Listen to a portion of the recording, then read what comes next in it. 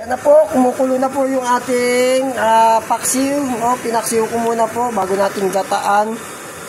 Yan, siyempre, patutuyan muna po natin ng konting sabaw yan. Tapos, mamaya, babanatan na natin ang gata. So, ayun po yung ating gata. Nag-aantay na yung ating sapal. Ay, sapal, ano ba yan? Nyog. Yan, titirahin na po natin itong nyog na to. Bago pa tirahin ng iba. Yan. Yan. Shout out po sa lahat ng aking mga team vlogger dyan, mga kaibigan, tropa, lahat po ng mga bagong nag-follow sa akin. Maraming salamat po sa inyo. Mabuhay po kayo hanggat gusto nyo.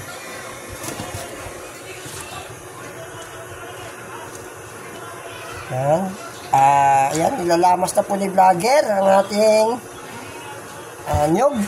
Ayan, nyog. Ayan, kumakana na nga si vlogger ng mga ng mga gata-gata. Dati pa, togi-togi lang po tayo. Ano tayong budget. Ayan. Pero ngayon, medyo meron na. Nakachamba po tayo kaganina sa vulcanizing. Kaya kumita tayo ng konti. Kaya sakto na pangbili ng ulam. So ngayon,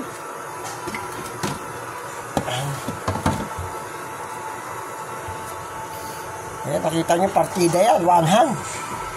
Lupit mo, vlogger. Ayan. Yan, dito po sa gata na una, ano rin po to, optional. Pinakamaganda po talaga nito, isang baso lang ang ilagay nyo. So, yan, yung isang baso po talaga, okay na yun eh. Yan, isang basong tubig para sa yung pure na gata niya, yung pang last mo na ilalagay yan.